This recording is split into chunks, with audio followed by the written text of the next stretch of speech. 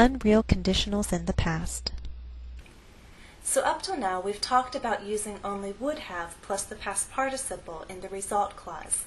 Other modals can be used, and I'd like to share a couple examples, again with the help of flags.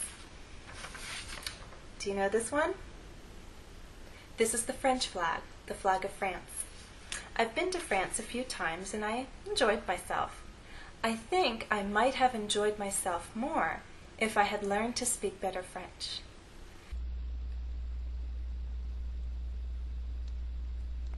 So in the result clause, I used might have plus the past participle, and it expresses a possibility. Might have plus the past participle. So here's the second example. This is the Canadian flag, the flag of Canada. After college and somewhere in the middle of graduate school, I went to Toronto to visit a friend there. It was the only city I got to see because I didn't have much money to go traveling all around Canada. I could have seen more of Canada if I had had more money.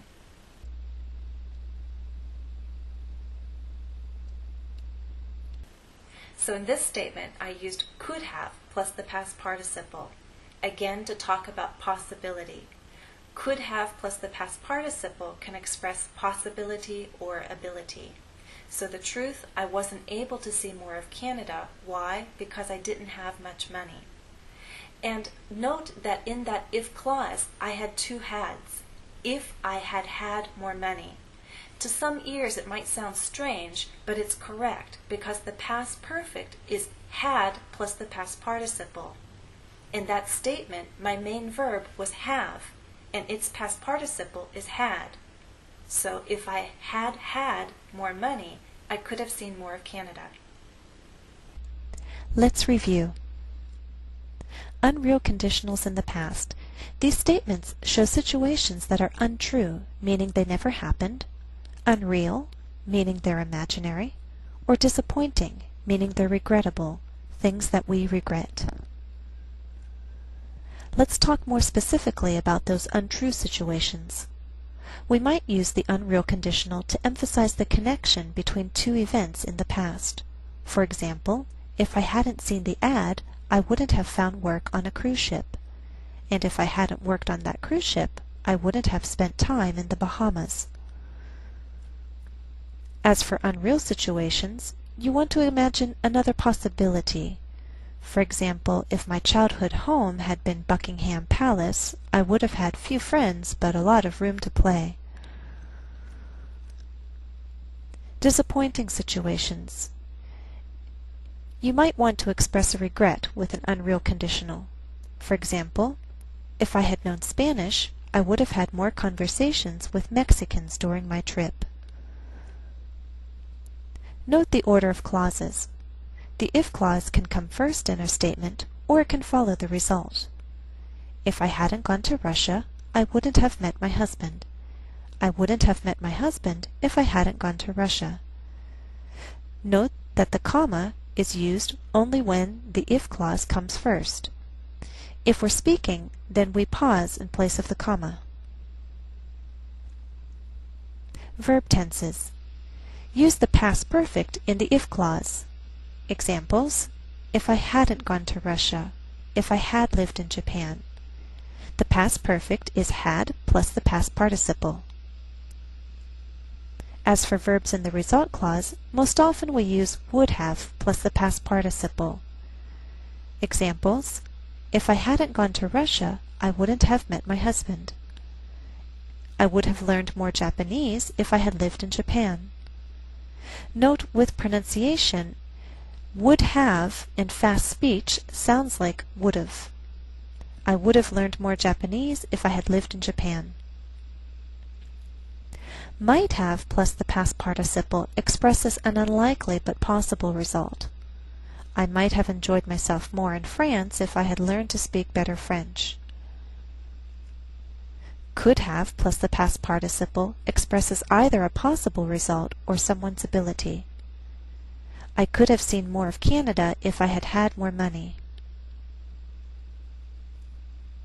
There can also be progressive verbs in the if clause.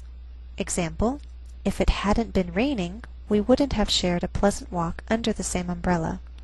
That's if plus the past perfect progressive. So let's try an exercise. In this exercise, put the verbs in the correct forms. For example, you'll read the statement to yourself, and then I'll tell you the answer.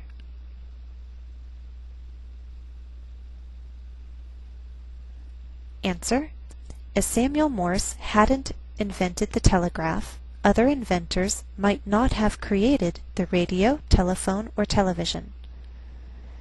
And I'll note here that Samuel Morse is not the only one who had a hand in creating the telegraph, but he's the name that most Americans know. So here's number 1.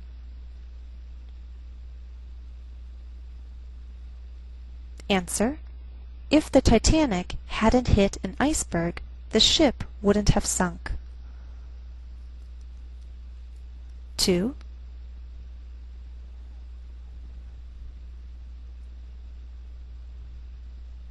Answer: the 13 British colonies wouldn't have become the United States of America back in 1776 if there hadn't been a war against England. 3. Answer: fewer countries might have formed if our world had remained one continent. 4.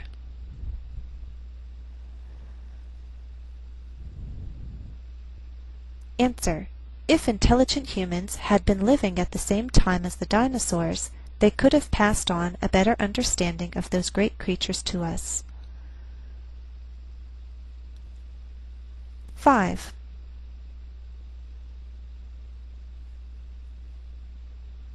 Answer: the people of Pompeii, Italy, might have survived the terrible volcanic eruption of 79 AD if there had been some kind of warning.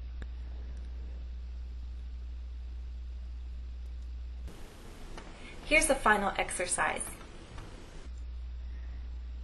In this exercise, read the following situation and then answer the questions using conditional statements. And of course, those conditional statements will be unreal conditional statements in the past. Was it a crime? Victor was a poor man with a wife and a child. His job at the grocery store paid little money. One day, the owner of the store caught Victor taking home fruit and a few canned goods. Victor was fired.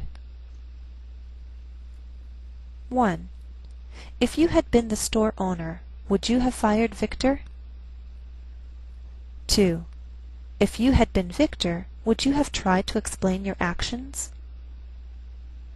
3. If you had been Victor's co-worker and had seen him take the food, would you have tried to stop him?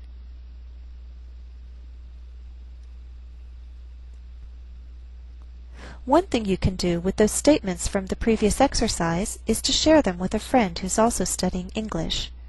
If you still have doubts, you can send them to me. I'll correct them for you. Send them along to englishwithjennifer@gmail.com. That's the end of our lesson on unreal conditionals in the past. Thanks for watching.